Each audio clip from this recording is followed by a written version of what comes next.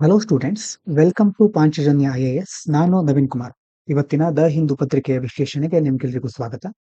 ಮೊದಲನೇ ಮುಖ್ಯವಾದ ವಿಷಯ, at the Quad foreign ministers meeting in Washington DC, external affairs minister S Jaishankar said India has every right to defend itself against terrorism and urged Quad partners to support this stance, while also highlighting progress in areas like maritime cooperation and regional development. Quad ಅಂತಂದ್ರೆ ಏನು ನೆನಪಾಗ್ತಾ ಇದೆಯಾ? ಮೊದ್ಲು ಯಾರಾದ್ರೂ news ಅನ್ನ ಕೇಳಿದ್ರೆ ನಿಮ್ಗೆ ಗೊತ್ತಿರಬಹುದು. Quad ಅಂತಂದ್ರೆ ಯಾವ್ಯಾವ ದೇಶಗಳು ಇರುತ್ತೆ ಅಂತ ಸಹ ನೆನಪು ಮಾಡ್ಕೊಳ್ಳಿ. ಇಲ್ಲಿ ಹೇಳ್ತಾ ಇರೋದು ವಾಷಿಂಗ್ಟನ್ ಡಿಸಿಯಲ್ಲಿ ಕ್ವಾಡ್ ಇದರ ವಿದೇಶಾಂಗ ಸಚಿವರ ಸಭೆ ನಡೀತಾ ಇದೆ. ಇದರಲ್ಲಿ ಭಾರತದ ನಮ್ಮ ವಿದೇಶಾಂಗ ಸಚಿವರಾದ ಎಸ್ ಜಯಶಂಕರ್ ಅವರು ಸಹ ಪಾಲ್ಗೊಂಡಿದ್ದಾರೆ. ಇವರು ಅಲ್ಲಿ ಏನ್ ಹೇಳಿದ್ದಾರೆ ಅಂತಂದ್ರೆ, ಭಯೋತ್ಪಾದನೆಯ ವಿರುದ್ಧ ತನ್ನನ್ನ ತಾನು ರಕ್ಷಿಸಿಕೊಳ್ಳುವ ಎಲ್ಲಾ ಸಂಪೂರ್ಣ ಹಕ್ಕನ್ನ ನಾವು ಭಾರತ ಹೊಂದಿದೆ ಅಂತ ದೃಢವಾಗಿ ಹೇಳ್ತಾ ಇದ್ದಾರೆ. ಮತ್ತೆ ಅದೇ ಸಂದರ್ಭದಲ್ಲಿ ಬೇರೆ ಬೇರೆ ಕ್ವಾಡ್ ದೇಶಗಳು, ಕ್ವಾಡ್ ಅಂತಂದ್ರೆ ಕೆಳಗಡೆ ಕೊಟ್ಟಿದ್ದೇನೆ ಹೇಳ್ತೇನೆ, ಎಲ್ಲಾ ದೇಶಗಳು, ಕ್ವಾಡ್ ದೇಶಗಳು ನಮಗೆ ಬೆಂಬಲ ಕೊಡಬೇಕು. ಮತ್ತೆ ನಮ್ಮ ಕಡಲ ಸಹಕಾರ ಅಂತಂದ್ರೆ ಮುಖ್ಯವಾಗಿ ಮ್ಯಾರಿಟೈಮ್ ಕೋಆಪರೇಷನ್, ಸಮುದ್ರಕ್ಕೆ ಸಂಬಂಧಪಟ್ಟಂತಹ ಸಹಕಾರ ಇರಬಹುದು, ಪ್ರಾದೇಶಿಕ ಅಭಿವೃದ್ಧಿ, ಈ ಎಲ್ಲಾ ಕ್ಷೇತ್ರಗಳಲ್ಲಿ ಹಲವಾರು ಬೆಳವಣಿಗೆಗಳನ್ನ ನಾವು ಸಾಧಿಸಿದ್ದೇವೆ ಅಂತ ಅವರು ಹೇಳಿದ್ದಾರೆ. ಹಾಗಾದ್ರೆ ಏನಿದು ಕ್ವಾಡ್ ಅಂತಂದ್ರೆ? Quadrilateral security dialogue, strategic forum of 4 countries: India, USA, Japan and Australia. World map ಅನ್ನ ಈಗಾಗಲೇ ನೀವು ಕಲ್ತಿದ್ರೆ, ಇಂಡಿಯಾ ಇಲ್ಲಿದೆ, ಇಂಡಿಯಾ ಆದ್ಮೇಲೆ ಈ ಕಡೆ ಸೌತ್ ಈಸ್ಟ್ ಏಷ್ಯನ್ ನೇಷನ್ಸ್ ಗಳು ಬರುತ್ತೆ, ಆಸ್ಟ್ರೇಲಿಯಾ ಇಲ್ಲಿರುತ್ತೆ, ಮೇಲ್ಗಡೆ ಹೋದ ಸ್ವಲ್ಪ ಜಪಾನ್ ಬರುತ್ತೆ, ಈ ಕಡೆ ಇರೋದು US. ಅಂತಂದ್ರೆ ಒಂಥರ ಕ್ವಾಡ್ರಿಲ್ಯಾಟರಲ್ ಟ್ರಯಾಂಗಲ್ ತರ. ನಿಮ್ಗೆ ಈ ಒಂದು ಬಿಡ್ಸಾಗ ಸ್ವಲ್ಪ ಜಾಸ್ತಿ ಅರ್ಥ ಆಗುತ್ತೋ ಗೊತ್ತಿಲ್ಲ, ಆದ್ರೆ ಒಂದ್ಸಾರಿ ಮ್ಯಾಪ್ ಅನ್ನ ನೋಡಿ. ಮ್ಯಾಪ್ ಅನ್ನ ನೋಡಿದಾಗ ಇಂಡಿಯಾ, ಜಪಾನು, US, ಆಸ್ಟ್ರೇಲಿಯಾ ಈ ಒಂದು ಶೇಪ್ ಅಲ್ಲಿ ಇದೆ. ಇದು ಕ್ವಾಡ್ರಿಲ್ಯಾಟರಲ್ ಸೆಕ್ಯೂರಿಟಿ ಡೈಲಾಗ್ ಈ ಶೇಪ್ ಅಲ್ಲಿ ಇದೆ. ಅಂತಂದ್ರೆ ಚತುರ್ಭುಜ, ಆ ಚತುರ್ಭುಜ ಅಂತ ನಾವು ಒಂದ್ಸತಿ ಒಂದು ಇಮ್ಯಾಜಿನೇಷನ್ ಮಾಡ್ಕೊಳ್ಳಿಕ್ಕೆ ಹೇಳಿದ್ದು. 4 ದೇಶಗಳಿದೆ. ಚತುರ್ಭುಜ ಅಂತಂದ್ರೆ 4 ಪಾಯಿಂಟ್ ಇರುತ್ತಲ್ವಾ, ಅದೇ ರೀತಿ ಇಲ್ಲಿ 4 ದೇಶಗಳಿದೆ. ಇಂಡಿಯಾ ಇದೆ, US ಇದೆ, ಜಪಾನ್ ಇದೆ, ಆಸ್ಟ್ರೇಲಿಯಾ, ಈ 4 ದೇಶಗಳು ಇರುವಂತಹ ಒಂದು ಕ್ವಾಡ್ರಿಲ್ಯಾಟರಲ್ ಡೈಲಾಗ್ ಒಂದು ಫೋರಂ. ಇದು focused on promoting a free, open and inclusive Indo Pacific. ನೋಡಿ, ಇಷ್ಟು ದೇಶಗಳನ್ನ ನೀವು ಮ್ಯಾಪ್ ಅಲ್ಲಿ ಗುರುತು ಮಾಡಿದ್ರೆ ಮಿಡ್ಲ್ ಅಲ್ಲಿ ಇರೋದೇನು? ಪೆಸಿಫಿಕ್ ಓಷಿಯನ್, ಪೆಸಿಫಿಕ್ ಮಹಾಸಾಗರ ಕಂಡು ಬರುತ್ತೆ. ಇಂಡಿಯಾದ ಕೆಳಗಡೆ ಇರೋದು ಇಂಡಿಯನ್ ಓಷಿಯನ್. ಈ ಇಂಡಿಯನ್ ಓಷನ್ ಮತ್ತೆ ಈ ಪೆಸಿಫಿಕ್ ಓಷನ್ ಈ ಒಂದು ಭಾಗ ಇದೆಯಲ್ವಾ, ಇಂಡೋ ಪೆಸಿಫಿಕ್ ಅಂತ. ಈ ಒಂದು ಭಾಗದಲ್ಲಿ ಮುಕ್ತವಾಗಿ ಎಲ್ರಿಗೂ, ಎಲ್ಲಾ ದೇಶಗಳಿಗೂ ಅವಕಾಶ, ಮತ್ತೆ ಇನ್ಕ್ಲೂಸಿವ್ ಎಲ್ಲರನ್ನ ಒಳಗೊಂಡಂತಹ ಒಂದು ಬೆಳವಣಿಗೆ ಸಾಧಿಸಬೇಕು. ಮತ್ತೆ ಸೆಕ್ಯೂರಿಟಿ, ಡಿಸಾಸ್ಟರ್ ರಿಲೀಫ್, ಯಾವುದೇ ವಿಕೋಪಗಳಾದ್ರೆ ಅದಕ್ಕೆ ಸಂಬಂಧಪಟ್ಟ ಪರಿಹಾರ ಕಾರ್ಯಗಳನ್ನ ಕೈಗೊಳ್ಳೋದು, ಟೆಕ್ನಾಲಜಿ ಅಡಾಪ್ಟ್ ಮಾಡ್ಕೊಳ್ಳೋದು, ಮತ್ತೆ ಪ್ರಾದೇಶಿಕವಾಗಿ ಸ್ಥಿರತೆಯನ್ನ ಕಾಪಾಡಿಕೊಳ್ಳೋದು, ಇದೆಲ್ಲದರ ಮೇಲೆ ಈ ಕ್ವಾಡ್ ಅನ್ನೋದು ಫೋಕಸ್ ಮಾಡುತ್ತೆ. ಇಂಡೋ ಪೆಸಿಫಿಕ್ ಎಲ್ಲಿ ಬರುತ್ತೆ ಹಾಗಾದ್ರೆ? Jio political region covering the Indian and Pacific ocean. Indian region, ಇಂಡಿಯಾದ ಕೆಳಗಡೆ ಇರೋದು ಇಂಡಿಯನ್ ಓಷಿಯನ್. ಇದಾದ ನಂತರ ಸೌತ್ ಈಸ್ಟ್ ಏಷ್ಯನ್ ನೇಷನ್ಸ್, ಕೆಳಗಡೆ ಆಸ್ಟ್ರೇಲಿಯಾ ಇದೆ, ಈ ಕಡೆ ಪೆಸಿಫಿಕ್ ಓಷನ್ ಇದೆ. ಈ ಒಟ್ಟು ರೀಜನ್ ಗೆ ಇಂಡೋ ಪೆಸಿಫಿಕ್ ರೀಜನ್ ಅಂತ ಕರೀತಾರೆ. Seen as strategically important for trade routes. ಮುಖ್ಯವಾಗಿ ಇಲ್ಲಿ ಮಲಕ್ಕಾ ಸ್ಟೇಟು ಮತ್ತೆ ಇಂಡೋನೇಷಿಯಾ ಹಲವಾರು ದೇಶಗಳು ಬರುತ್ತೆ. ಟ್ರೇಡ್ ರೂಟ್ ಅನ್ನೋದು ಬಹಳ ಇಂಪಾರ್ಟೆಂಟ್ ಇಲ್ಲಿರೋದು. ಮತ್ತೆ ರೀಜನಲ್ ಪವರ್ ಬ್ಯಾಲೆನ್ಸ್, ಇಲ್ಲಿ ಈ ಒಂದು ಭಾಗದಲ್ಲಿ ತಮ್ಮ ಒಂದು ಹಕ್ಕನ್ನ ಸ್ಥಾಪಿಸಲಿಕ್ಕೆ, ಆಳ್ವಿಕೆಯನ್ನ ಕೈಗೊಳ್ಳಿಕ್ಕೆ ಅಮೆರಿಕ ಸಹ ಪ್ರಯತ್ನ ಮಾಡ್ತಾ ಇದೆ. ಮೇಲ್ಗಡೆಯಿಂದ ಚೀನಾ ಸಹ ಪ್ರಯತ್ನ ಮಾಡ್ತಾ ಇರುತ್ತೆ. ಚೀನಾದ ಸ್ಟ್ರಿಂಗ್ ಆಫ್ ಪರ್ಲ್ಸ್ ಅಂತ ಒಂದು ಯೋಜನೆ ಇದೆ. ಮತ್ತೆ ಅದು ಬೇರೆ ಬೇರೆ ಕಡೆ ತನ್ನ ಬಂದರುಗಳನ್ನ, ಸೇನಾ ನೆಲೆಗಳನ್ನ ಅಲ್ಲಿ ಇನ್ಸ್ಟಾಲ್ ಮಾಡ್ತಾನೆ ಇರುತ್ತೆ, ಅಲ್ಲಿ ಬಂದು ಅದನ್ನ ಸ್ಥಾಪನೆ ಮಾಡ್ತಾನೆ ಇರುತ್ತೆ. ಈ ಭಾಗದಲ್ಲಿ ಹೆಚ್ಚು ತನ್ನ ಅಧಿಕಾರವನ್ನು ಸ್ಥಾಪಿಸಲಿಕ್ಕೆ ಬೇರೆ ಬೇರೆ ದೇಶಗಳು ಅಲ್ಲಿ ಕಾಯ್ತಾ ಇವೆ. ಹಾಗಾಗಿ ಪವರ್ ಬ್ಯಾಲೆನ್ಸ್ ಅದನ್ನು ಸಹ ಮುಖ್ಯವಾಗಿ ನಾವಿಲ್ಲಿ ಕನ್ಸಿಡರ್ ಮಾಡಬೇಕಾಗುತ್ತೆ. ಗ್ಲೋಬಲ್ ಸೆಕ್ಯೂರಿಟಿ, ಜಾಗತಿಕವಾಗಿ ಭದ್ರತೆಗೆ ಸಂಬಂಧಪಟ್ಟ ಹಾಗೆ ಬಹಳ ಇಂಪಾರ್ಟೆಂಟ್ ಆದ ಪ್ರದೇಶ. India supports a rules based order and freedom of navigation in this region under it act East policy. Act East ಅಂತಂದ್ರೆ ನಮ್ಮ ದೇಶದ ಈಸ್ಟರ್ನ್ ಪಾರ್ಟ್. ಈಸ್ಟ್ ಅಂತಂದ್ರೆ ಏನು? ಪೂರ್ವ ಭಾಗ. ನಮ್ಮ ದೇಶದ ಪೂರ್ವ ಭಾಗದಲ್ಲಿ ಇರುವಂತಹ ದೇಶಗಳ ಮೇಲೆ ಹೆಚ್ಚಿನ ಸಹಕಾರವನ್ನ ಸ್ಥಾಪಿಸಿಕೊಂಡು ಒಳ್ಳೆಯ ರೀತಿಯ ಬೆಳವಣಿಗೆಯನ್ನ ಕಾಣಲಿಕ್ಕೆ ಇರುವಂತಹ ಒಂದು ನಮ್ಮ ಪಾಲಿಸಿ ಇದೆ. ಅದನ್ನ ಆಕ್ಟ್ ಈಸ್ಟ್ ಪಾಲಿಸಿ ಅಂತ ಕರಿತೇವೆ. ಹಾಗಾಗಿ ಇಂಡೋ ಪೆಸಿಫಿಕ್ ಅನ್ನೋದು ಬಹಳ ಇಂಪಾರ್ಟೆಂಟ್. ಅದಕ್ಕೆ ಸಂಬಂಧಪಟ್ಟ ಗ್ರೂಪಿಂಗ್ ಯಾವುದು? Quad grouping. ಇರುವಂತಹ 4 ದೇಶಗಳನ್ನ ತುಂಬಾ ಚೆನ್ನಾಗಿ ನೆನಪಿಟ್ಕೊಳ್ಳಿ. UPSC ಯಲ್ಲಿ ಈಗೀಗ ಡೈರೆಕ್ಟ್ ಕ್ವಶನ್ ಕೇಳೋದನ್ನ ಬಿಟ್ಟಿದ್ದಾರೆ. ಅಂತಂದ್ರೆ ಕ್ವಾಡ್ ಅಂತಂದ್ರೆ ಯಾವ್ಯಾವ ದೇಶಗಳು ಇರುತ್ತೆ ಅಂತ ಡೈರೆಕ್ಟ್ ಆಗಿ ಕೇಳೋದಿಲ್ಲ. ಕೇಳೋದಿದ್ರು 1, 2, 3 ಅಂತ ಸ್ಟೇಟ್ಮೆಂಟ್ ಕೊಟ್ಟು ಅಲ್ಲಿ ಕ್ವಾಡ್ ಅನ್ನೋದ್ರ ಉದ್ದೇಶ ಏನು, ಇಂಥ ದೇಶಗಳು ಇರಬಹುದು, ಮತ್ತೆ ಇದರಿಂದ ಎಲ್ಲೆಲ್ಲಿ ಪರಿಣಾಮ ಏನಾಗ್ತಾ ಇದೆ, ಅಥವಾ ಯಾವ್ದಾದ್ರು ಸ್ಟ್ರೇಟ್ ಇಲ್ಲಿ ಬರುತ್ತಾ, ಈ ರೀತಿ ಅಪ್ಲೈಡ್ ಕ್ವಶನ್ ಕೇಳ್ತಾ ಇದ್ದಾರೆ. ಆ ನಿಟ್ಟಿನಲ್ಲೂ ಸಹ ನೀವು ಥಿಂಕ್ ಮಾಡಬೇಕಾಗತ್ತೆ. ಇನ್ನು ಮುಂದಿನ ವಿಚಾರ, ಒಂದು ಹೊಸ ಟರ್ಮ್ ಬಂದಿದೆ ನೋಡಿ, ಎಂಪ್ಲಾಯ್ಮೆಂಟ್ ಲಿಂಕ್ಡ್ ಇನ್ಸೆಂಟಿವ್ ಅಂತಂದ್ರೆ ಉದ್ಯೋಗ ಆಧಾರಿತ ಉತ್ತೇಜನ. ಇನ್ನೊಂದು PLI ಸ್ಕೀಮ್ ಅನ್ನ ಮೊದಲು ನಾವು ಚರ್ಚೆ ಮಾಡಿದ್ವಿ, ನೆನಪಿದ್ಯಾ? ಪ್ರೊಡಕ್ಷನ್ ಲಿಂಕ್ಡ್ ಇನ್ಸೆಂಟಿವ್ ಅಂತ. ಅಂದ್ರೆ ಒಂದು ಕಂಪನಿ, ಮ್ಯಾನುಫ್ಯಾಕ್ಚರಿಂಗ್ ಕಂಪನಿ ಇರಬಹುದು ಅಥವಾ ಯಾವುದೇ ಒಂದು ಕಂಪನಿ ಎಷ್ಟು ಉತ್ಪನ್ನವನ್ನ ಉತ್ಪಾದನೆ ಮಾಡುತ್ತೋ ಅದರ ಆಧಾರದ ಮೇಲೆ ಅವರಿಗೆ, ಆ ಕಂಪನಿಗೆ ಉತ್ತೇಜನ ಅಂತಂದ್ರೆ ಇನ್ಸೆಂಟಿವ್ ಅಂತಂದ್ರೆ ಈಗ ಹಣಕಾಸಿನ ರೂಪದಲ್ಲಿ ಆಗಿರಬಹುದು ಅಥವಾ ಬೇರೆ ಬೇರೆ ವಿಧದಲ್ಲಿ ಅದಕ್ಕೆ ಪ್ರೋತ್ಸಾಹ ಧನವನ್ನ ಕೊಡೋದು, ಹೀಗೆ ಬೇರೆ ಬೇರೆ ಕ್ರಮಗಳನ್ನ ಕೈಗೊಳ್ತಾರೆ. ಉತ್ತೇಜನ ಕೊಡೋದು ಅಂತ ಹೇಳ್ತಾರೆ, ಅಥವಾ ಪ್ರೋತ್ಸಾಹಗಳನ್ನ ಕೊಡೋದು ಅಂತ ಸಹ ಹೇಳ್ತಾರೆ. ಅದು PLI, ಪ್ರೊಡಕ್ಷನ್ ಲಿಂಕ್ಡ್. ಇಲ್ಲಿ ಯಾವುದು? Employment linked incentive. The Union Cabinet has approved an employment linked incentive scheme with 99,446 crore outlay to create over 3.5 crore jobs by offering wage support for first time employees and incentives to employers. ಏನ್ ಹೇಳ್ತಾ ಇದ್ದಾರೆ ಅಂತಂದ್ರೆ, ಈಗ ಬೇರೆ ಬೇರೆ ಕಂಪನಿಗಳಿರುತ್ತೆ. ಆ ಕಂಪನಿಗಳು ಮೊದಲನೇ ಬಾರಿಗೆ ಉದ್ಯೋಗವನ್ನು ಹುಡುಕ್ತಾ ಇರ್ತಾರಲ್ವಾ, ಜಸ್ಟ್ ಡಿಗ್ರಿ ಮುಗಿಸಿರ್ತಾರೆ, ಅಂಥವರಿಗೆ ಉದ್ಯೋಗ ದೊರಕಿಸಿಕೊಡೋದಕ್ಕೋಸ್ಕರ ಕಂಪನಿಗಳಿಗೆ ಇನ್ಸೆಂಟಿವ್ ಗಳನ್ನ ಕೊಡ್ತಾರೆ. ಮತ್ತೆ ಇವರ ಸ್ಯಾಲರಿಯಲ್ಲೂ ಕೆಲವೊಂದು ಉತ್ತೇಜಕವಾಗಿ ಪ್ರೋತ್ಸಾಹಧನವನ್ನು ಕೊಡ್ತಾರೆ. ಸರ್ಕಾರ ಅದಕ್ಕೋಸ್ಕರ ಈಗ 99,946 ಕೋಟಿಯನ್ನ ಅಷ್ಟು ಅನುದಾನವನ್ನು ಬಿಡುಗಡೆ ಮಾಡ್ತಾ ಇದೆ. ಮುಖ್ಯವಾಗಿ especially in the manufacturing sector, ಉತ್ಪಾದನಾ ಕ್ಷೇತ್ರದಲ್ಲಿ ಅಥವಾ ಫ್ಯಾಕ್ಟರಿಗಳಲ್ಲಿ ಇರುವಂತಹ ಜಾಬ್ಗಳಿಗೆ, for jobs created between August 2025 and July 2027 ಅಂತಂದ್ರೆ ಒಂದು ಕಾಲ ಮಿತಿ ಸಹ ಇದೆ ಇದಕ್ಕೆ, ನೋಡ್ಕೊಳ್ಳಿ. ಆಗಸ್ಟ್ 2025 ಇಂದ ಮುಂದೆ ಬರುವ ಆಗಸ್ಟ್ ತಿಂಗಳಿಂದ ಮುಂದಿನ 2027 ಜುಲೈ ತನಕ ಆ ಒಂದು ಮ್ಯಾನುಫ್ಯಾಕ್ಚರಿಂಗ್ ಸೆಕ್ಟರ್ ನಲ್ಲಿ ಕ್ರಿಯೇಟ್ ಆಗುವಂತಹ ಜಾಬ್ಗಳಿಗೆ ಈ ಒಂದು ಸ್ಕೀಮ್ ಅನ್ನ ಅವರು ಅಪ್ಲೈ ಮಾಡ್ಕೊಳ್ಬಹುದು. ನೋಡಿ, ELI scheme is a government initiative under budget 24-25, 2024-25 budget ನಲ್ಲಿ ಇದನ್ನ ರೂಪಿಸಲಾಗಿದೆ. Promote formal job creation by providing monthly incentives up to 3,000 to employers. ನೋಡಿ, ಇಂಗ್ಲಿಷ್ ಅಲ್ಲಿ ಈ ಟರ್ಮ್ಗಳು ಬಹಳ ಇಂಪಾರ್ಟೆಂಟ್. ನೀವು ಫಸ್ಟ್ ಟೈಮ್ ಕೇಳ್ತಾ ಇದ್ರೆ, ಎಂಪ್ಲಾಯರ್ ಬೇರೆ, ಎಂಪ್ಲಾಯೀಸ್ ಬೇರೆ. ಎಂಪ್ಲಾಯರ್ ಅಂತಂದ್ರೆ ಉದ್ಯೋಗ ಕೊಡುವವರು, ಆರಿಂದ ಎಂಡ್ ಆಗೋದು. ಈಸ್ ಅಂತಂದ್ರೆ ಉದ್ಯೋಗ ಮಾಡ್ತಾ ಇರೋ ಉದ್ಯೋಗಿಗಳು ಆ ಒಂದು ಸಂಸ್ಥೆಯಲ್ಲಿ. ಇಲ್ಲಿ ಅರೌಂಡ್ ಅಪ್ ಟು 3,000 ತನಕ ಎಂಪ್ಲಾಯರ್ಸ್ ಗೆ ಇನ್ಸೆಂಟಿವ್ ಬರುತ್ತೆ. ಯಾರು ಉದ್ಯೋಗವನ್ನ ಕೊಡ್ತಾರೋ ಅವರಿಗೆ 3,000 ತನಕ ಇನ್ಸೆಂಟಿವ್ ಸಿಗುತ್ತೆ ಫಾರ್ ಹೈರಿಂಗ್ ನ್ಯೂ ಎಂಪ್ಲಾಯೀಸ್. ಯಾಕೆ? ಹೊಸ ಉದ್ಯೋಗಿಗಳನ್ನ ನೇಮಕಾತಿ ಮಾಡ್ಕೊಳ್ಳಿಕ್ಕೆ. With special provision extending benefits to 4 years in the manufacturing sector. ಅದೇ ರೀತಿ ಈ ಒಂದು ಯೋಜನೆಯನ್ನ ಅಥವಾ ಈ ಒಂದು ಬೆನಿಫಿಟ್ ಗಳನ್ನು 4 ವರ್ಷದ ತನಕ ಎಕ್ಸ್ಪ್ಯಾಂಡ್ ಮಾಡುವಂತಹ ಒಂದು ಅವಕಾಶ ಸಹ ಇಟ್ಟಿದ್ದಾರೆ. ಇನ್ನು ಫಸ್ಟ್ ಟೈಮ್ ಎಂಪ್ಲಾಯೀಸ್ ಅಂತಂದ್ರೆ ಏನು? ನೌಕರರು ಅಥವಾ ಉದ್ಯೋಗಿಗಳು. In the ELI scheme, first time employees are those entering the formal work force for the first time. Freshers ಅಂತ ಕರೀತಾರೆ. ಈಗ ಎಲ್ಲ ಕಡೆ ಫ್ರೆಷರ್ಸ್ ಅಂತಂದ್ರೆ ಈಗ ತಾನೇ ಜಾಯ್ನ್ ಆದವರು ಅಂತ. ಅದೇ ರೀತಿ ಇಲ್ಲಿ ಫಸ್ಟ್ ಟೈಮ್ ವರ್ಕ್ ಫೋರ್ಸಿಗೆ ಅಂತಂದ್ರೆ ವರ್ಕ್ ಮಾಡ್ಲಿಕ್ಕೆ ಬರ್ತಾರಲ್ವಾ, ಫಸ್ಟ್ ಜಾಯ್ನ್ ಆಗ್ತಾರಲ್ವಾ, ಈಗ ತಾನೇ ಶಿಕ್ಷಣವನ್ನು ಮುಗಿಸಿರಬಹುದು ಅಥವಾ ಬೇರೆ ಬೇರೆ ಕಡೆ ಕೆಲಸ ಮಾಡಿ ಬರೋದಕ್ಕಿಂತ ಯಾವುದೋ ಒಂದು ವಿಧಾನದ ಮೂಲಕ ಫಸ್ಟ್ ಟೈಮ್ ಎಂಟರ್ ಆಗಿರ್ತಾರೆ. And earning up to 1 lakh per month. ಈ ಸ್ಕೀಮ್ ಅಪ್ಲೈ ಆಗೋದು ನೋಡಿ, ಫಸ್ಟ್ ಹೊಸದಾಗಿ ಜಾಯ್ನ್ ಆಗ್ತಾ ಇರಬೇಕು, ಮತ್ತೆ ಅಪ್ ಟು 1 lakh ಅಂತಂದ್ರೆ ಏನು? 1 ಲಕ್ಷದ ತನಕ ಅವರು ಸ್ಯಾಲರಿ ತಗೋಬೇಕು ಅಂತಲ್ಲ. ಜಾಸ್ತಿ ಅಂದ್ರೆ 1 ಲಕ್ಷದ ತನಕ ಸ್ಯಾಲರಿ ಇದ್ರೆ ಅಲ್ಲಿ ತನಕ ಮಾತ್ರ ಸ್ಕೀಮ್ ಅಪ್ಲೈ ಆಗುತ್ತೆ. 1 ಲಕ್ಷಕ್ಕಿಂತನೂ ಜಾಸ್ತಿ ಅವ್ರಿಗೆ ಸಂಬಳ ಬರುತ್ತೆ ಪ್ರತಿ ತಿಂಗಳು, ಪರ್ ಮಂತ್. ನೆನ್ಪಿಟ್ಕೊಳ್ಳಿ, ಪ್ರತಿ ತಿಂಗಳು 1 ಲಕ್ಷಕ್ಕಿಂತ ಜಾಸ್ತಿ ಸಂಬಳ ಬರುತ್ತೆ ಅಂತಂದ್ರೆ ಆವಾಗ ಅವರಿಗೆ ಇನ್ಸೆಂಟಿವ್ ಸಿಗೋದಿಲ್ಲ. Eligible for a 1 month wage incentive from the government. ಈಗ ಫಸ್ಟ್ ಟೈಮ್ ಜಾಯ್ನ್ ಆಗ್ತಾ ಇದ್ದಾರೆ, ಅವ್ರಿಗೆ ಬರೋ ಸ್ಯಾಲರಿ ಹೆಚ್ಚು ಅಂದ್ರೆ 1 ಲಕ್ಷ ಇದೆ ಅಥವಾ ಅದಕ್ಕಿಂತ ಕಡಿಮೆ ಇರಬಹುದು. ಅವರಿಗೆ ಮೊದಲನೇ eligible for 1 month wage incentive. ಒಂದು ತಿಂಗಳಿಗೆ ಈಗ ವೇಜ್ ಅಂತಂದ್ರೆ ಈಗ ಕೂಲಿ ಅಂತ ಸಹ ಕರೀತಾರೆ ಅಥವಾ ಸ್ಯಾಲರಿ ಅಂತ ಹೇಳ್ಬಹುದು. ಒಂದು ತಿಂಗಳ ವೇತನವನ್ನ ಪ್ರೋತ್ಸಾಹಧನವಾಗಿ ಸರ್ಕಾರ ಕೊಡುತ್ತೆ. ಅದರಲ್ಲೂ ಇಲ್ಲಿ ಆಡ್ ಮಾಡಿಲ್ಲ ನಾನು, ಅದೇ ಇಷ್ಟು ಡೀಟೇಲ್ ಆಗಿ ಕೇಳೋದಿಲ್ಲ. ಅಪ್ ಟು 15,000 ಕೊಡ್ತಾರೆ ಅಷ್ಟೇ.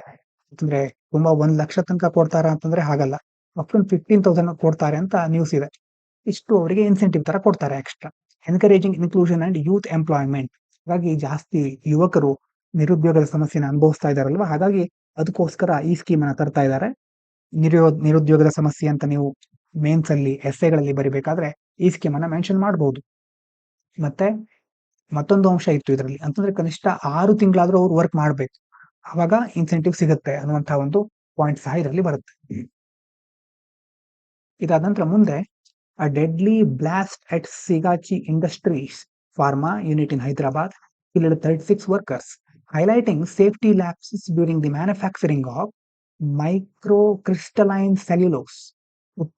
ಇದನ್ನು ಉತ್ಪಾದನೆ ಮಾಡಬೇಕಾದ್ರೆ usually harmless substance and raising concerns over industrial safety culture in India's pharmaceutical sector. ಏನಾಗಿದೆ ಅಂತಂದ್ರೆ, ಹೈದರಾಬಾದ್ ನಲ್ಲಿ ಒಂದು ಇಂಡಸ್ಟ್ರಿ ಇದೆ, ಸಿಗಾಚಿ ಇಂಡಸ್ಟ್ರೀಸ್ ಅಂತ. ಅದರ ಒಂದು ಔಷಧ ಘಟಕದಲ್ಲಿ ಒಂದು ಸ್ಫೋಟ ಆಗಿದೆ. ಅದರಿಂದಾಗಿ ಸುಮಾರು 36 ಜನ ಕಾರ್ಮಿಕರು ಮೃತಪಟ್ಟಿದ್ದಾರೆ. ಆದ್ರೆ ಇದು ಯಾಕಾಗಿದೆ ಅಂತ ನೋಡಿದಾಗ, ಈ ಮೈಕ್ರೋ ಕ್ರಿಸ್ಟಲೈನ್ ಸೆಲ್ಯುಲೋಸ್ ಅನ್ನೋದನ್ನ ಉತ್ಪಾದನೆ ಮಾಡಬೇಕಾದ್ರೆ ಕೆಲವೊಂದು ಸುರಕ್ಷತಾ ಲೋಪ, ಸರಿಯಾಗಿ ಚೆಕ್ ಮಾಡದೇ ಇರಬಹುದು, ಅಥವಾ ಅಲ್ಲಿ ಕೆಲವೊಂದು ದೋಷಗಳಾಗಿರಬಹುದು, ಅದರಿಂದಾಗಿ ದುರಂತ ಆಗಿದೆ ಅಂತ ಹೇಳ್ತಾ ಇದ್ದಾರೆ. ಹಾಗಾಗಿ ನಮ್ಮ ಔಷಧ ವಲಯ ಇದೆಯಲ್ವಾ, ಫಾರ್ಮಾಸ್ಯೂಟಿಕಲ್ ಸೆಕ್ಟರ್, ಇದರಲ್ಲಿ ಹಾಗಾದ್ರೆ ಸುರಕ್ಷತೆ ಇಲ್ವಾ? ಹಾಗಾದ್ರೆ ಚೆನ್ನಾಗಿ ಅವರು ಚೆಕ್ ಮಾಡಲ್ವಾ, ವೆರಿಫೈ ಮಾಡಲ್ವಾ, ಎಲ್ಲ ಮೆಷರ್ಗಳನ್ನ, ಪ್ರಿವೆಂಟಿವ್ ಮೆಷರ್ಗಳನ್ನ ಕೈಗೊಳ್ಳೋದಿಲ್ವಾ ಅನ್ನೋದ್ರ ಬಗ್ಗೆ ಕೆಲವು ಪ್ರಶ್ನೆಗಳು ಈಗ ಮೂಡ್ತಾ ಇದೆ. ಇನ್ನು ಮೈಕ್ರೋ ಕ್ರಿಸ್ಟಲೈನ್ ಸೆಲ್ಯುಲೋಸ್, MCC, ಏನಿದು? Chemically inert. ಇನರ್ಟ್ ಅಂತಂದ್ರೆ ಜಡವಾಗಿರೋದು, ಅಂದ್ರೆ ತುಂಬಾ ಕ್ರಿಯೇಟ್ ಅಂತಂದ್ರೆ ಬೇರೆ ಕೆಮಿಕಲ್ ಜೊತೆ ಆಕ್ಟಿವ್ ಆಗಿ ಒಂದು ರಿಯಾಕ್ಷನ್ ಆಗೋದಿಲ್ಲ, ಇನರ್ಟ್ ಆಗಿರುತ್ತೆ. ನಾನ್ ಟಾಕ್ಸಿಕ್ ಸಬ್ಸ್ಟೆನ್ಸ್, ವಿಷಕಾರಿ ಅಲ್ಲ ಇದು. Widely used in pharmaceuticals as a binder and filler. ನೋಡಿ, 2 ಟರ್ಮ್ ಬಂದಿದೆ, ಬೈಂಡರು ಮತ್ತೆ ಫಿಲ್ಲರ್. ಈಗ ಫಾರ್ಮಾಸ್ಯೂಟಿಕಲ್ ಅಂತಂದ್ರೆ ಔಷಧೀಯ ವಸ್ತುಗಳು. ಔಷಧಿ ವಸ್ತುಗಳನ್ನ ಎಲ್ಲಾ ಟೈಮ್ ಒಂದು ಮಾತ್ರೆ ಇದೆ ಅಂತ ಇಟ್ಕೊಳ್ಳಿ, ನಾವು ಸೇವಿಸುವ, ಕೆಲವರು ಗುಳಿಗೆ ಅಂತೀರಿ, ಮಾತ್ರೆ ಅಂತೀರಿ. ಆ ಮಾತ್ರೆ ಎಲ್ಲ ಕಂಪೋನೆಂಟ್ ಹೇಗಿರುತ್ತೆ ಅಂತಂದ್ರೆ, ಪ್ರತಿಯೊಂದು ನಾವು ಸೇವಿಸುವುದರಲ್ಲಿ ಪರ್ಫೆಕ್ಟ್ ಆಗಿ ಔಷಧಿನೇ ಇರೋದಿಲ್ಲ. ಇಂತಿಷ್ಟು ಪಾಲು ಮಾತ್ರ ಔಷಧಿ ಅಂತ ಇರುತ್ತೆ. ಅದರಲ್ಲಿ ಉಳಿದ ಭಾಗಗಳನ್ನ ಸ್ಟ್ರಕ್ಚರ್ ಬರ್ಲಿಕ್ಕೆ ಅಥವಾ ಮಾತ್ರೆಗೆ ಒಂದು ತೂಕ ಬರ್ಲಿಕ್ಕೆ ಏನ್ ಮಾಡ್ತಾರೆ, ಬೈಂಡರ್ ಗಳನ್ನ ಮತ್ತೆ ಫಿಲ್ಲರ್ ಗಳನ್ನ ಸೇರಿಸ್ತಾರೆ. ಬೈಂಡರ್ ಅಂತಂದ್ರೆ ಒಳಗೆ ಇರುವಂತಹ ಎಲ್ಲಾ ಬೇರೆ ಬೇರೆ ರಾಸಾಯನಿಕಗಳನ್ನ ಕೂಡಿಸೋದು, ಬೈಂಡ್ ಮಾಡೋದು. ಫಿಲ್ಲರ್ ಅಂತಂದ್ರೆ ಅದಕ್ಕೊಂದು ಸರಿಯಾದ ಸ್ಟ್ರಕ್ಚರ್ ಕೊಡೋದು, ಆ ಒಂದು ಸ್ಪೇಸು, ಸ್ಟ್ರಕ್ಚರು, ಶೇಪ್ ಎಲ್ಲ ಬರ್ಲಿಕ್ಕೆ ಫಿಲ್ಲರ್ ಅನ್ನ ಯೂಸ್ ಮಾಡ್ತಾರೆ.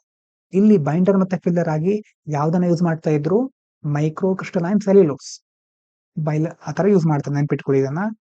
To give weight and structure to tablets. ಅರ್ಥ ಆಗಿದೆಯಲ್ವಾ? ಒಂದು ತೂಕ ಮತ್ತೆ ಅದೊಂದು ಸ್ಟ್ರಕ್ಚರ್ ಬರಬೇಕು ಅಂತ ಟ್ಯಾಬ್ಲೆಟ್ ಗಳಲ್ಲಿ ಯೂಸ್ ಮಾಡ್ತಾರೆ ಈ ಮೈಕ್ರೋ ಕ್ರಿಸ್ಟಲೈನ್ ಸೆಲ್ಯುಲೋಸ್ ಅನ್ನ. But it's manufacturing can involve hazardous process if not manage safely. ಅಂತಂದ್ರೆ ನಿಮ್ಗೆ ಗೊತ್ತಾಗ್ತಾ ಇರಬಹುದು, ಈಗ ಈ ಒಂದು ವಸ್ತು ಮೈಕ್ರೋ ಕ್ರಿಸ್ಟಲೈನ್ ಸೆಲ್ಯುಲೋಸ್ ಅನ್ನೋದು ವಿಷಕಾರಿ ಅಲ್ಲ, ಆದ್ರೆ ಅದನ್ನ ತಯಾರು ಮಾಡಬೇಕಾದ್ರೆ ಉತ್ಪಾದಿಸುವ ಪ್ರಕ್ರಿಯೆ ಇರುತ್ತಲ್ವಾ, ಇದನ್ನ ಸರಿಯಾಗಿ ಮ್ಯಾನೇಜ್ ಮಾಡ್ತಾ ಇದ್ರೆ ಆವಾಗ ಅಪಾಯಗಳು ಎದುರಾಗಬಹುದು. ಇಲ್ಲಿ ಇನ್ನೊಂದು ಮುಖ್ಯವಾದ ವಿಷಯ, ಹಜೋಪ್ ಅಥವಾ ಹಜಾರ್ಡ್ ಅಂಡ್ ಆಪರೇಬಿಲಿಟಿ ಸ್ಟಡಿ. ಏನಿದು? Structured and systematic safety review technique. Technique ಅಂತಂದ್ರೆ ಮುಖ್ಯವಾಗಿ ಒಂದು ವ್ಯವಸ್ಥೆ ಇದ್ದ ಹಾಗೆ, ಒಂದು ಪರಿಶೀಲನಾ ತಂತ್ರ. ಏನ್ ಮಾಡ್ಲಿಕ್ಕೆ? Used in industrial settings, identify and control potential hazards in chemical processes and is essential for preventing accidents in high-risk manufacturing units like pharma plants. HAZOP full form ಏನು? Hazard and operability study. Study ಅಂತಂದ್ರೆ ಒಂದು technique. ಇದು ಯಾಕೆ use ಮಾಡ್ತಾರೆ ಅಂತಂದ್ರೆ, ಕೈಗಾರಿಕಾ ಕ್ಷೇತ್ರಗಳಲ್ಲಿ ಮತ್ತೆ ಬೇರೆ ಬೇರೆ ರಾಸಾಯನಿಕಗಳ ಪ್ರಕ್ರಿಯೆ, ಕೆಮಿಕಲ್ ರಿಯಾಕ್ಷನ್ ಇರಬಹುದು, ಮತ್ತೆ ಅದನ್ನು ತಯಾರು ಮಾಡಬೇಕಾದ್ರೆ ಏನಾದ್ರೂ ಅಪಾಯ ಎದುರಾಗತ್ತಾ, ಅಥವಾ ಎದುರಾದಾಗ ಹೇಗೆ ನಿಯಂತ್ರಿಸೋದು ಅನ್ನೋದರ ಕುರಿತಾಗಿ ಒಂದು ವ್ಯವಸ್ಥಿತವಾದಂತಹ ಪರಿಶೀಲನೆಯನ್ನ ಮಾಡ್ತಾರೆ. ಆ ಪರಿಶೀಲನಾ ತಂತ್ರಕ್ಕೆ ಇಲ್ಲಿ ಕೊಟ್ಟಿರೋ ಹೆಸರು ಹಜೋಪ್, ಹಜಾರ್ಡ್ ಅಂಡ್ ಆಪರೇಬಿಲಿಟಿ ಸ್ಟಡಿ. ಮುಖ್ಯವಾಗಿ ಈ ಔಷಧ ಕಾರ್ಖಾನೆ ಮತ್ತೆ ಬೇರೆ ಬೇರೆ ಅಪಾಯಕಾರಿ ಉತ್ಪಾದನಾ ಘಟಕ ಇರುತ್ತಲ್ವಾ, ನ್ಯೂಕ್ಲಿಯರ್ ಪವರ್ ಪ್ಲಾಂಟ್, ಹೀಗೆ ಬೇರೆ ಬೇರೆ ಕಡೆ ಇಂತಹ ಸ್ಟಡಿಗಳನ್ನ ಮಾಡ್ತಾ ಇರ್ತಾರೆ. ಅಪಘಾತಗಳನ್ನ ತಡೆಗಟ್ಟಲಿಕ್ಕೆ ಇದು ಬಹಳ ಇಂಪಾರ್ಟೆಂಟ್. ಇನ್ನು INS Udayagiri, second stealth frigate under project 17A. ಮೊದಲನೇ ಸ್ಟೆಲ್ತ್ ಫ್ರಿಗೇಟ್ ಯಾವುದು? ನೆನಪಾಗ್ತಿದೆಯಾ? ಮೊದಲೊಂದ್ಸಾರಿ ನಾವು ಚರ್ಚೆ ಮಾಡಿದ್ವಿ. ಇದು 2ನೇ ಸ್ಟೆಲ್ತ್ ಫ್ರಿಗೇಟ್. ಫ್ರಿಗೇಟ್ ಅಂತಂದ್ರೆ ಯುದ್ಧ ನೌಕೆ. ಇದು ಯಾವ ಪ್ರಾಜೆಕ್ಟ್ ನ ಅಂಡರ್ ಅಲ್ಲಿ 17A ಅಂಡರ್ ಅಲ್ಲಿ ಬರ್ತಾ ಇರ್ತಕ್ಕಂಥ ಎರಡನೇ ಸ್ಟೆಲ್ತ್ ಫ್ರಿಗೇಟ್. ಸ್ಟೆಲ್ತ್ ಅಂತಂದ್ರೆ ಮೊದಲನೇ ಸಾರಿ ಹೇಳಿದ್ವಿ, ಸ್ಟೆಲ್ತ್ ಟೆಕ್ನಾಲಜಿ. ಸ್ಟೆಲ್ತ್ ಅಂತಂದ್ರೆ ಶತ್ರುಗಳ ಕಣ್ಣು ತಪ್ಪಿಸಿ ದಾಳಿ ಮಾಡುವಂತದ್ದು ಅಥವಾ ತನ್ನ ಕಾರ್ಯಾಚರಣೆನ ಮುಗಿಸಿಕೊಂಡು ಬರುವಂತಹ ಸಾಮರ್ಥ್ಯ ಇರುವಂತಹ ಯುದ್ಧ ನೌಕೆ. ಇಲ್ಲಿ ಯುದ್ಧ ನೌಕೆ ಬಗ್ಗೆ ಹೇಳ್ತಾ ಇದ್ದೇವೆ. ಸ್ಟೆಲ್ತ್ ಮಿಸೈಲ್ಗಳು ಸಹ ಇರುತ್ತೆ. ಸ್ಟೆಲ್ತ್ ಟೆಕ್ನಾಲಜಿ ಹಲವಾರು ಕಡೆ ಇರುತ್ತೆ. ಮಿಸೈಲ್ಗಳಲ್ಲಿ ರೇಡಾರ್ಗಳು ಮಿಸೈಲ್ಗಳನ್ನ ಚೆಕ್ ಮಾಡ್ತಾ ಇರುತ್ತವೆ, ರೇಡಿಯೋ ವೇವ್ಸ್ ಗಳನ್ನ ಕಳಿಸಿ. ಸಮುದ್ರದ ಅಡಿಯಲ್ಲಿ ಸೋನಾರ್ ವೇವ್ಸ್ ಗಳಿರುತ್ತೆ. ಆ ಸೋನಾರ್ ವೇವ್ಸ್ ಗಳಿಗೆ, ಆ ವೇವ್ಸ್ ಗಳ ಕಣ್ಣಿಗೆ ಸಿಗದ ಹಾಗೆ ಬಂದು ತನ್ನ ಕೆಲಸವನ್ನ ಮುಗಿಸಿ ಹೋಗುವಂತಹ ಫ್ರಿಗೇಟ್ಗಳು, ಅದಕ್ಕೆ ಸ್ಟೆಲ್ತ್ ಫ್ರಿಗೇಟ್ ಅಂತ ಕರೀತೇವೆ. ಅವುಗಳ ಸ್ಟ್ರಕ್ಚರ್ ಆ ರೀತಿ ಮಾಡಿರ್ತಾರೆ, ಕೆಲವೊಂದು ಕಲರ್ ಅನ್ನ ಲೇಪಿಸಿರ್ತಾರೆ. ಹಾಗಾಗಿ ಬೇರೆ ಬೇರೆ ಶತ್ರುಗಳ ಕಣ್ಣಿನಿಂದ ತಪ್ಪಿಸ್ಕೊಂಡು ಇವರು ಬರಬಹುದು. ಇಂತಹ ಫ್ರಿಗೇಟ್ಗಳು, ಯುದ್ಧ ನೌಕೆಗಳು. It was delivered to the Indian Navy in a record 37 months, marking a major boost to India's indigenous naval manufacturing and blue water operational capabilities. ನಾವು ಈಗ ನೇರವಾಗಿ ಇದು ನಮ್ಮ ನೌಕಾಪಡೆಗೆ ಹಸ್ತಾಂತರಿಸಲ್ಪಟ್ಟಿದೆ. ಅಂದರೆ ಎಷ್ಟು ದಿನ ಡೆವಲಪ್ ಆಗ್ತಾ ಇತ್ತು. ಇಂಡಿಜಿನಸ್, ಸ್ವದೇಶಿಯಾದಂಥದ್ದು ಇದು. ಮತ್ತೆ ಮುಖ್ಯವಾಗಿ ಬ್ಲೂ ವಾಟರ್ ಆಪರೇಷನಲ್ ಕ್ಯಾಪಾಬಿಲಿಟಿ, ಇದರ ಬಗ್ಗೆ ಹೇಳ್ತೇನೆ ಮುಂದೆ. ಇನ್ನೊಂದು ಟರ್ಮ್ ಬಂದಿದೆ project 17A. Is an advanced Indian navy warship programme. ಇದೇನೋ ಯಾವ್ದಕ್ಕೆ ಸಂಬಂಧಪಟ್ಟಿದ್ದು, ಇದು ಫಿಲಿಮ್ಸ್ ಅಲ್ಲಿ ಕೇಳಿದ್ರೆ ಗೊತ್ತಿರಬೇಕು. ಸೊ ಪ್ರಾಜೆಕ್ಟ್ 17A ಅನ್ನೋದು ಯಾವ್ದಕ್ಕೆ ಸಂಬಂಧಪಟ್ಟಿದ್ದು? ಸುಧಾರಿತ ಯುದ್ಧ ನೌಕೆಗೆ ಸಂಬಂಧಪಟ್ಟಂತ ಕಾರ್ಯಕ್ರಮ. ನೌಕಾಪಡೆ to build stealth guided missile frigates with improved weapons, sensors and stealth features following the earlier Shivalik class project 17 frigates. ಮೊದಲು ಶಿವಾಲಿಕ್ ವರ್ಗದ ಪ್ರಾಜೆಕ್ಟ್ ಇದು, ಪ್ರಾಜೆಕ್ಟ್ 17 ಅಡಿಯಲ್ಲಿ. ಈಗ ಇದು ಸಹ ಪ್ರಾಜೆಕ್ಟ್ 17A ಅಲ್ಲಿ ಎರಡನೇದು ಯಾವ್ದು ಬಂದಿರೋದು ಈಗ ಉದಯಗಿರಿ. ಇದಕ್ಕೆ ಆಧುನಿಕವಾದಂತಹ ಹಲವಾರು ವೈಶಿಷ್ಟ್ಯಗಳಿರುತ್ತೆ. ಸಂವೇದಕಗಳು, ಸೆನ್ಸರ್ಗಳು, ಶಸ್ತ್ರಾಸ್ತ್ರಗಳನ್ನ ಜಾಸ್ತಿ ಸುಧಾರಿತವಾಗಿ ಇದು ಅಳವಡಿಸ್ಕೊಳ್ಬಹುದು. ಮತ್ತೆ ತುಂಬಾ ಒಳ್ಳೊಳ್ಳೆ ಫೀಚರ್ಗಳಿರುತ್ತೆ ಇದಕ್ಕೆ. ಫ್ರಿಗೇಟ್ ಅನ್ನ ಚೆನ್ನಾಗಿ ಮಾಡುವಂತಹ ಒಂದು ಯೋಜನೆ, ಚೆನ್ನಾಗಿ ನಿರ್ಮಿಸುವಂತಹ ಯೋಜನೆ. ಯಾವ್ದು ಯೋಜನೆ ನೆನಪಿರಲಿ? Project 17A. ಇನ್ನೊಂದು ಮೇಲ್ಗಡೆ ಹೇಳ್ತೇನೆ ಅಂತ ಹೇಳಿದಲ್ವಾ, ಬ್ಲೂ ವಾಟರ್ ನೇವಿ ಅಂತ. Blue Water Navy is a maritime force capable of operating globally in deep oceans. Maritime force ಅಂತಂದ್ರೆ ಒಂದು ನಮ್ಮ ದೇಶದ ನೇವಿ ಇದ್ದ ಹಾಗೆ ಒಂದು ಮ್ಯಾರಿಟೈಮ್ ಫೋರ್ಸ್ ಅಂತಂದ್ರೆ ನಿಮ್ಗೆ ಗೊತ್ತಿರಬಹುದು, ಕಡಲಿನಲ್ಲಿ, ಸಮುದ್ರದಲ್ಲಿ ಕಾರ್ಯನಿರ್ವಹಿಸುವಂತಹ ಫೋರ್ಸ್. ಇದು ಎಲ್ಲಿ ಆಪರೇಟ್ ಆಗುತ್ತೆ? ಮುಖ್ಯವಾಗಿ ಗ್ಲೋಬಲಿ, ಜಾಗತಿಕವಾಗಿ ಆಪರೇಟ್ ಆಗ್ತಾ ಇರುವಂತದ್ದು ಡೀಪ್ ಓಷನ್ಸ್ ಗಳಲ್ಲಿ, ಆಳವಾದ ಸಾಗರಗಳಲ್ಲಿ, far from the home countries shores. ಅಂತಂದ್ರೆ ಯಾವ ದೇಶದ್ದು ಇಂತಹ ಒಂದು ಬ್ಲೂ ವಾಟರ್ ನೇವಿ ಇರುತ್ತಲ್ವಾ, ಆ ದೇಶದಿಂದ ತುಂಬಾ ದೂರದಲ್ಲಿ ಜಾಗತಿಕವಾಗಿ ಆಪರೇಟ್ ಆಗುವಂತದ್ದು. India's project 17A frigates enhance this capacity by allowing long range deployment and response to both traditional and non traditional maritime threats. ನಮ್ಮ ದೇಶದ ಈಗ ಪ್ರಾಜೆಕ್ಟ್ 17A ಫ್ರಿಗೇಟ್ ಯುದ್ಧ ನೌಕೆಗಳಿದೆಯಲ್ವಾ, ಇದು ಹಲವಾರು ರೀತಿಯ ಕಡಲಿನಲ್ಲಿ ಅಥವಾ ಸಮುದ್ರದಲ್ಲಿ ಬರುವಂತಹ ಅಪಾಯಗಳನ್ನ ತಪ್ಪಿಸ್ಕೊಂಡು ಅಥವಾ ಅವುಗಳಿಗೆ ಸರಿಯಾಗಿ ಪ್ರತಿಕ್ರಿಯೆ ನೀಡುವಂತಹ ಸಾಮರ್ಥ್ಯವನ್ನ ಹೊಂದಿವೆ. ಹಾಗಾಗಿ ನಮ್ಮ ದೇಶಕ್ಕೆ ಇಂತಹ ಒಂದು ಫ್ರಿಗೇಟ್ಗಳು ಒಂದು ಹೆಮ್ಮೆ ಅಂತ ನಾವು ಕನ್ಸಿಡರ್ ಮಾಡಬಹುದು.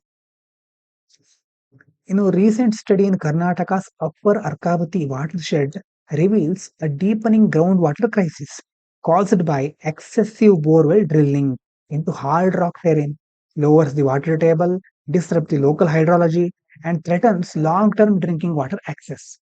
ಅರ್ಕಾವತಿ ಜಲಾನಯನ ಪ್ರದೇಶದಲ್ಲಿ ಒಂದು ಅಧ್ಯಯನ ನಡೆಸಿದ್ದಾರೆ. ಏನಾಗ್ತಾ ಇದೆ? ಅಂತರ್ಜಲ ಬಿಕ್ಕಟ್ಟು, ಅಂತರ್ಜಲ ಕಡಿಮೆ ಆಗ್ತಾ ಇದೆ. ಮುಖ್ಯವಾಗಿ ಈಗ ಎಷ್ಟು ಕಡಿಮೆ ಆಗಿದೆ ಅಂತಂದ್ರೆ, ಅವರು ಗಟ್ಟಿಯಾದ ಕಲ್ಲಿನ ಪ್ರದೇಶದಲ್ಲೂ ಸಹ ಈಗ ಬೋರ್ವೆಲ್ ಕೊರಿತಾ ಇದ್ದಾರೆ. ಹೀಗಾಗಿ ಎಲ್ಲ ಕಡೆ ಅಂತರ್ಜಲ ಮಟ್ಟ ಕುಸಿತಾ ಇದೆ. ಅಂತಂದ್ರೆ ಆ ಸ್ಥಳೀಯವಾದ ಜಲವಿಜ್ಞಾನ, ಅಂತಂದ್ರೆ ಯಾವ ರೀತಿ ನೀರಿನ ಮಟ್ಟ ಕಾಪಾಡ್ಕೊಂಡು ಹೋಗ್ಬೇಕು ಅನ್ನೋದಕ್ಕೆಲ್ಲ ತುಂಬಾ ಪ್ರಾಬ್ಲಮ್ ಆಗ್ತಾ ಇದೆ. ಮತ್ತೆ ಲಾಂಗ್ ಟರ್ಮ್ ಅಲ್ಲಿ ಹೀಗಾಗ್ಬಿಟ್ರೆ ಏನಾಗುತ್ತೆ? ಕುಡಿಯುವ ನೀರಿನ ಸಮಸ್ಯೆ ಎದುರಾಗ್ಬಿಡುತ್ತೆ. ಹಾರ್ಡ್ ರಾಕ್ ಅಕ್ವಿಫರ್ಸ್ ಅಂತ ಹೇಳಿದ್ದಾರೆ. ಅಂತಂದ್ರೆ ಗಟ್ಟಿ ಕಲ್ಲಿನ ಅಡಿಯಲ್ಲಿ ಅಥವಾ ಗಟ್ಟಿ ಕಲ್ಲಿನಲ್ಲಿ ಕೆಲವೊಂದು ಅಂತರ್ಜಲ ಮೂಲಗಳಿರುತ್ತೆ. ದೊಡ್ಡ ಹಾರ್ಡ್ ರಾಕ್ ಅಲ್ಲಿ, like those in Deccan plateau, store water in narrow fractures within granite or basalt and have low water holding capacity. Unlike sedimentary aquifers, they are more prone to depletion, over extraction and poor recharge.